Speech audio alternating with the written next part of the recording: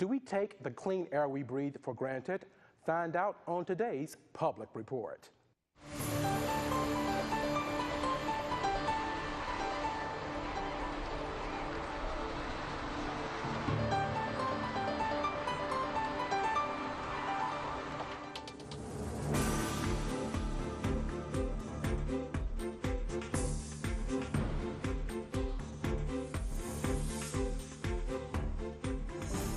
TCT presents Public Report, a look at the issues and events of importance to our viewing area. Now, here's your host. Good morning, I'm Eric Brown and welcome to Public Report. Today's focus is pulmonary disease and today's guests are authors of a wonderful book called Breathing for Life, Our Stories. They are Catherine Lee and Beverly Cordes. Welcome to the show. Thank you. You know, this book is so powerful. The stories are so wonderful. I think everyone should read it. Yeah. First of all, what was the purpose of writing this book?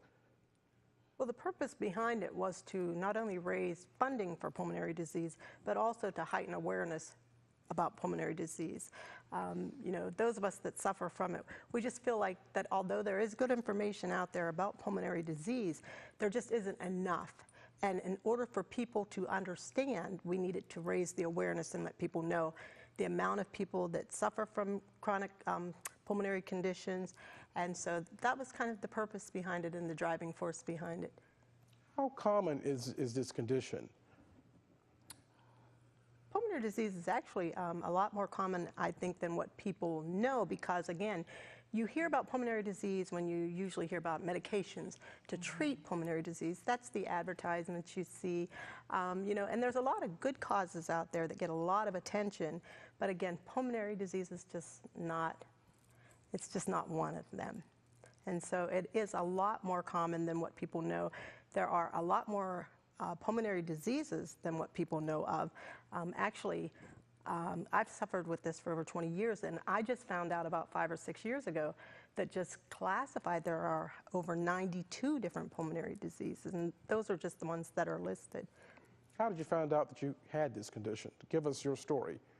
Well, my story is, and I shared briefly some of it in the book, I had spontaneous pneumothorax, which means the lungs spontaneously collapse without reason.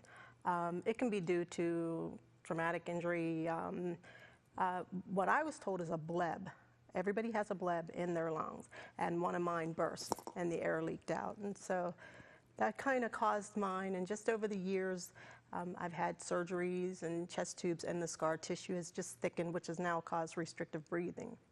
So this book is stories of people like yourself who suffer from this condition. Yes, the book is made up of people with all different conditions. Yes. Catherine, let's talk about your story and, Okay. and your chapter in the book. Okay.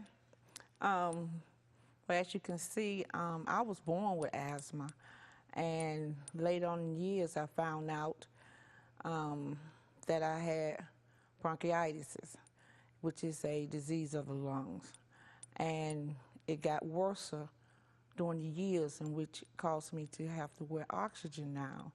And if it was caught in time, it could be taken care of. But however, mine had went so far gone that my lungs is all scarred up. So the only thing that might can help me would be a transplant. So. How do you live with it? I know the book talks about living with it, managing it, loved ones. Let's go through the various chapters or the segments. Those living with lung disease. What can you tell us about life as a person living with this condition? It's hard. It's very hard. You can't breathe. It's hard to do your housework. If you cook, you cough. Every day can be a struggle, and but you know, you just have to keep in mind there's people out there that can help you, and by reading this book, you're going to learn different types of disease and ways that people got help and ways people are seeking to get help. So it's very hard. And sometimes, some mornings I don't want to get up. Some mornings I can't get up. And you cry because some people understand and some people don't. You go to a restaurant, people look at you crazy. You go to the grocery store, people bag up from you, and it's hard. It's very hard. So you have to learn how to deal with all of that, and which I have, because it took me a while, and by me going and getting treatments for my disease, it has taught me to learn how to cope better, to deal with it, and not to get stressed, keep myself stress-free. Well, how do you do that? How do you keep yourself stress-free in your situation? I ignore the crazy stuff. I try to keep myself calm. I try not to worry a lot. I count on God. God is my rock, and I just take it one day at a time. That's all I can do. Just take it one day at a time and just keep myself exercise, follow my medicine, and just obey God first, and then obey my doctors.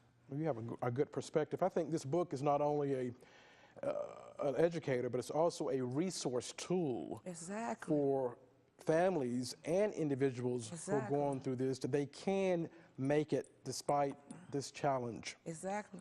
And then if the family members would take time to read the books, not only your mom, sisters, and brothers, but your uncles and your aunts and all of that, they can understand what we're going through and might be able to help us, you know, not be so judgmental, but to help us. You know what I'm saying? So you're going to learn a lot when you get this book. It's worth getting, I'm telling you. It's worth purchasing this book. It really is, and of course, we know the proceeds go to a very special cause. Tell us about the proceeds. Well, the proceeds we are going to donate back to further research for pulmonary disease. And actually right now we are submitting proposals for a fiscal sponsor of our project. So, you know, whenever somebody accepts the proposal, then those proceeds will go into that organization where they can give back and donate the money to find, you know, hopefully cures or causes for pulmonary disease. Well, I think this is a great beginning because, you know, there are so many diseases out there. We hear about cancer awareness, diabetes, and we know those are things we need to talk about, but pulmonary disease is something we don't hear that much about. Yes. It's kind of in the background. Yes. People really don't know that much about it. Yes, and if I may add, is a lot of it, because we do know cigarette smoking causes pulmonary disease, a lot of it, people just assume when you suffer from a breathing problem that you smoke cigarettes.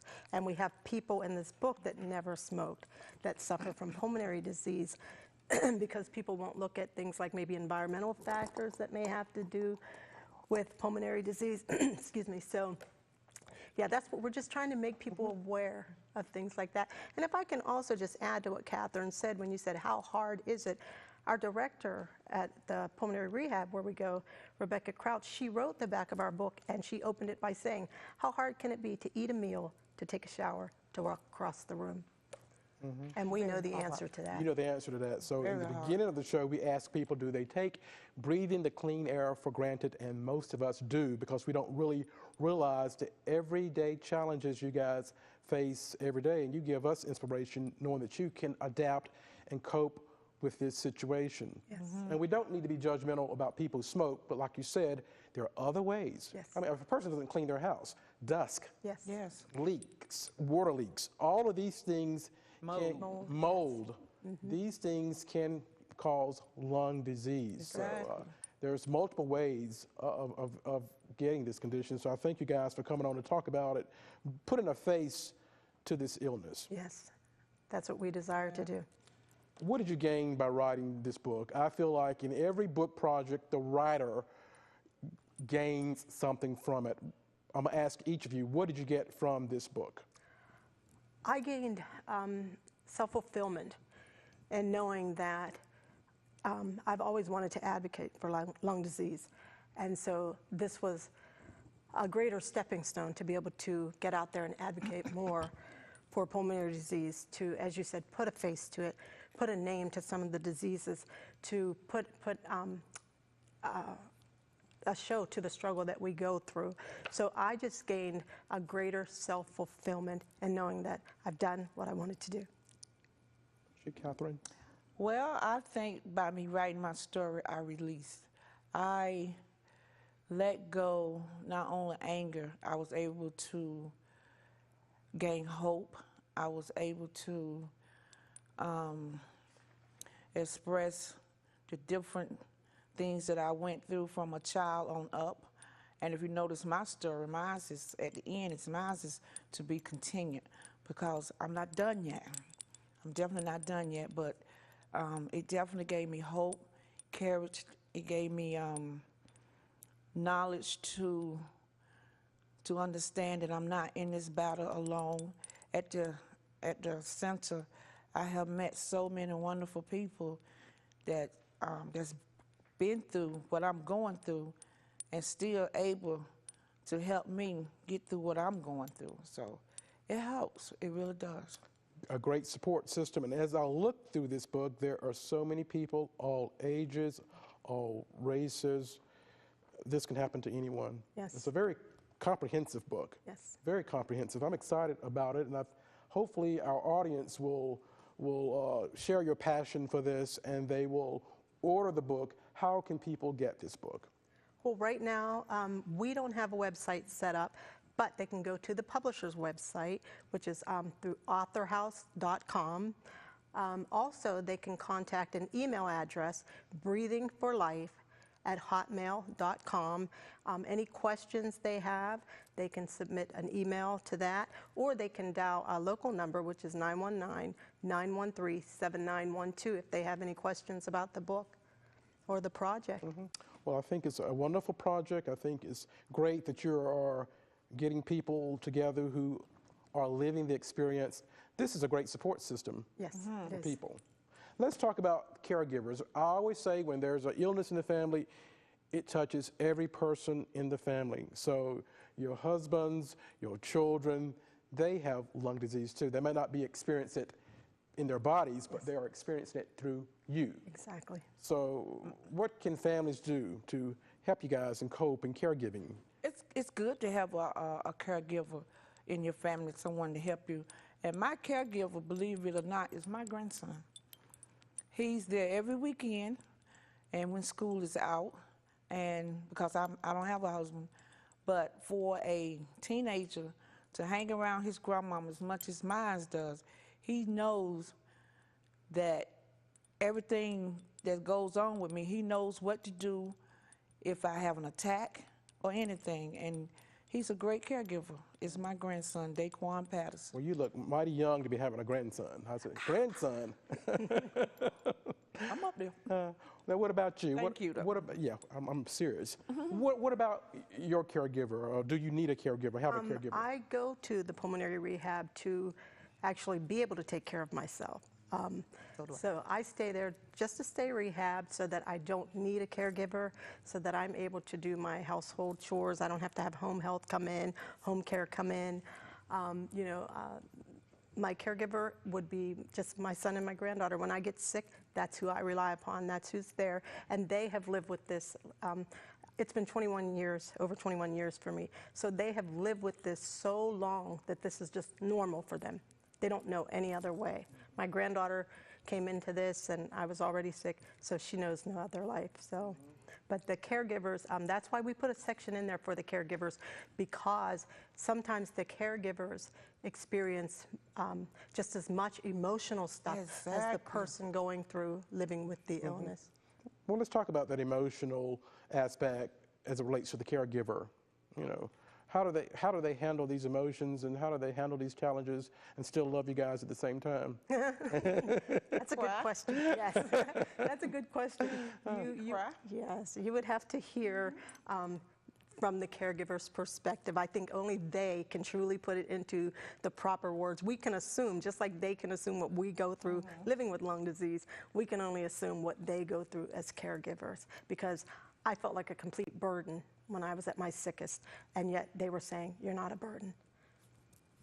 Well, you know, love bonds us together, and you don't mind helping out those people you love. Yes. So keep your loved ones close to you. And my hat goes out to caregivers because it's a lot of work on their shoulders when you're a caregiver, whether it's this disease or caring for aging parents or sick grandparents.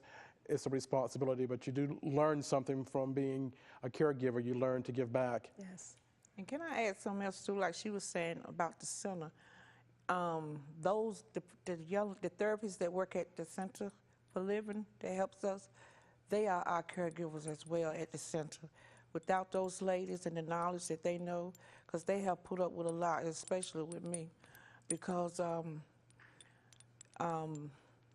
one time I just thought I couldn't do it, but they push you and made a believer out of me and said, yes, you can. You got to do this if you want to stay alive and if you want to get better. And for them, I just say thank you. Yes. Thank you. Well, the good Lord always bring people into our lives who can give us the encouragement when we think things are hopeless. You know, there's always hope. Never give up. Yes. Never give up. Let's talk about the area transplant recipients. There's a section in the book geared toward this particular situation. Yes. So tell me about that. I myself have not had a transplant. You know, when they even mentioned the words in the same sentence as my name, it was like a bomb dropped on me. So I really cannot understand the individuals in the book. The only understanding I have of what it's like being transplanted is from their stories. And I could never speak on behalf of them. I do see some of the things that they go through in terms of the medication for the rest of their life, in terms of they have dry runs that they have to go on, which means lungs. The hospital got lungs. They thought they were going to get the lungs. They get there, they can't use the lungs. So they have so many more emotional roller coasters, I believe they have to endure than sometimes what we have to endure. You bring up so many issues, so many things that people just really don't think about every day. We take life for granted. We always feel like life will always be like it is now. Yeah. But it can change. But you guys are inspirations to me that if life does change, you can turn it around and make it a more powerful and productive experience. You don't have to let it get you. Yes. Right. Yeah, you don't have to be a victim Right. to the situation. Yes. Yeah, And because I got to keep moving. You got to keep Yes. moving. I got to keep moving. Yeah, and I will. You will. I can see the determination in her. So you're a fighter. Yeah. You know, and so I see great things ahead for you. Let's talk about those battles are won on the other side. What do you mean by that? Unfortunately, every story doesn't have the best ending that we'd like it to have. We do lose people occasionally to this dreaded disease. You know, as we all know, this is not our home anyways. We're just all passing through. So all of us will have to leave, but this disease does, you know, take some of us. So the reason why we put this section in there, some battles are won on the other side, is because they fought the battle and they won it, but now they're just on the other side. That's true. That's true. Well, this And is they don't have to fight their battle no more. Exactly. That's true. Exactly. That is true. You think about it from that standpoint, you know, who has a better deal? I know, right? But this is a fascinating book. It's open, it's honest, it's candid, it's emotional. It may make you cry, it may make you laugh, it may bring out all the emotions in a person when they read your stories and find out what you guys are going through each and every day. Yes. Right. So what is the message you want the readers to gain? Because I know our viewers are going to get this book. So what do you want them to gain from this project? Again, personally myself, I just want them to be aware of how prevalent pulmonary disease is. A lot of people, when you mention pulmonary disease, they say, what's pulmonary? So I just want the awareness that there are a lot of people struggling to breathe. The average person doesn't even realize that we take almost 25,000 breaths per day, but we recognize it because we almost count and struggle for each one. What about you? I would like for people to get from the book is if you have a loved one, friend, daddy, mama, sister that's having a breathing problem and not aware of the condition that's going on, get them the book and let them read it and let them get the help that they need. because help is out there, but people don't know about it. So I'm glad, another reason why you've written this book, people know that there are resources out there for them. Yes. And it's different types of lung disease, and they could be sitting at home right now with that type of lung disease and don't know where to go. Yes. Right.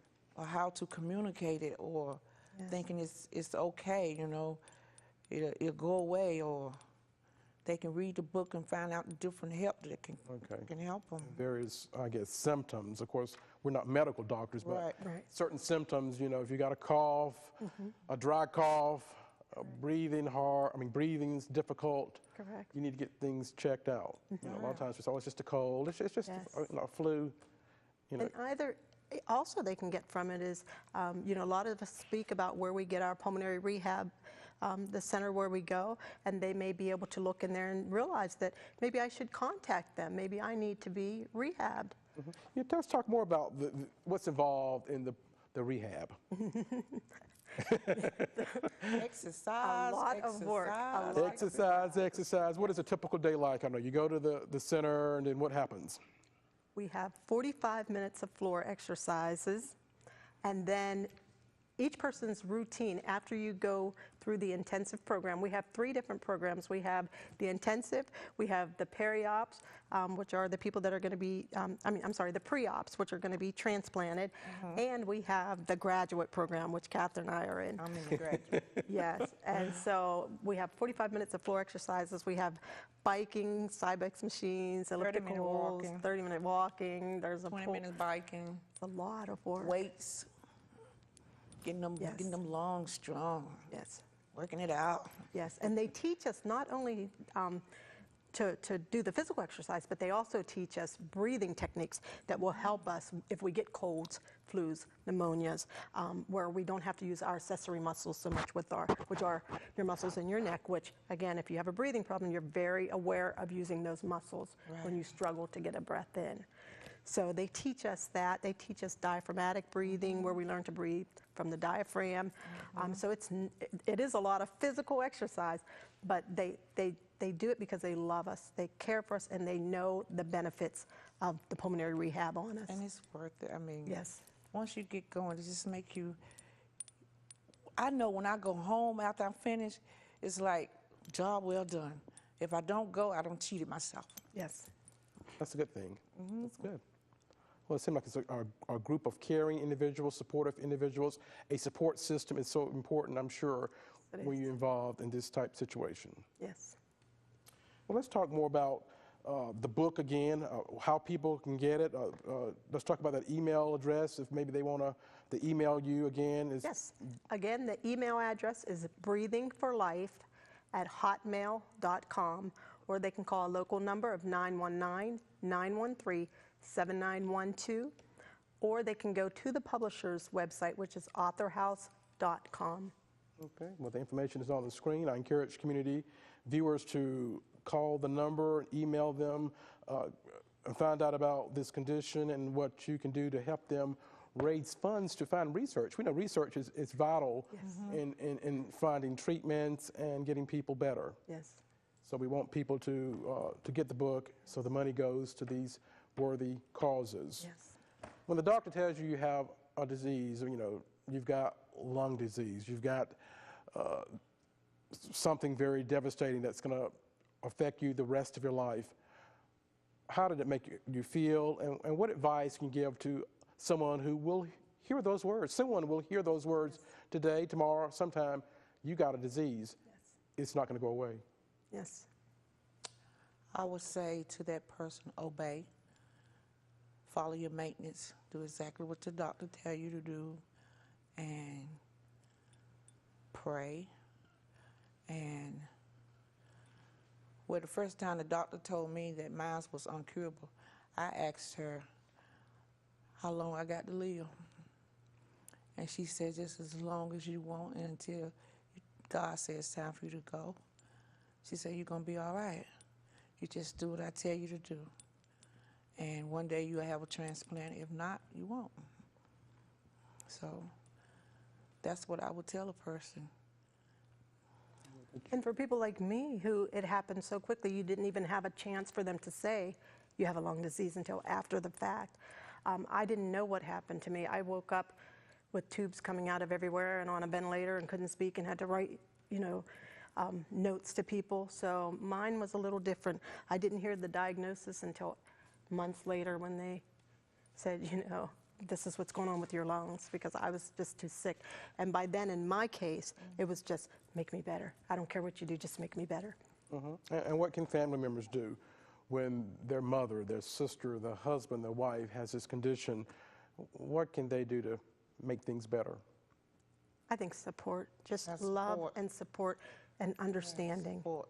And that's what we hope this book, Breathing for Life, will do, that as they read it, they will get a better understanding of how the patient Feels. has to cope with some of the challenges. And then that support will come. Yes. That's right. And we need to support, even from a political standpoint, bills, acts, Clean Yes. Air Act. These bills put this issue in the forefront that we Yes. all deserve clean air. I think it's wonderful that establishments now, you cannot smoke. Yes. We need to care about our environment because it affects all of us. We take that for granted. Yes. But we should not, because the environment is all of ours to enjoy. Exactly. So we need to be political minded as well as spiritually minded. Yes. And do what we can do to address this problem and help those who are coping with it, like you guys are. Y'all are wonderful examples to us for coping with an illness. I mean, you're giving me inspiration. I know you're giving our viewers inspirations. We've got about 90 seconds left in the show, and I thank you both for coming on. One final thought you would like to leave with our viewers. One final thought is just, again, the average person, 25,000 breaths per day, they don't realize it. We realize it. That's my final thought. Catherine? My final thought is you will enjoy the book. Purchase the book. You will learn a lot. And my final thought is you purchase the book and read it and learn about these stories of inspiration, stories of hope, stories of dedication that these people talk about through their shared stories and experiences. Remember that this condition can touch anyone. We should not be judgmental because there are various ways you can get lung disease. It's not only through smoking, but it can be through environmental hazards too. So we all need to make sure our homes are secure and healthy, and we all need to support Clean Air Act and all those other things in the community that we all can enjoy a clean environment. That's all the time we have for this edition of Public Report. I'm Eric Brown. Go out and make it a great day. We'll see you back here next time. This has been Public Report. Public Report discusses the issues of interest and importance to our viewing area. Please remember that the views expressed by our guests are their own and do not necessarily represent the views of TCT or the station.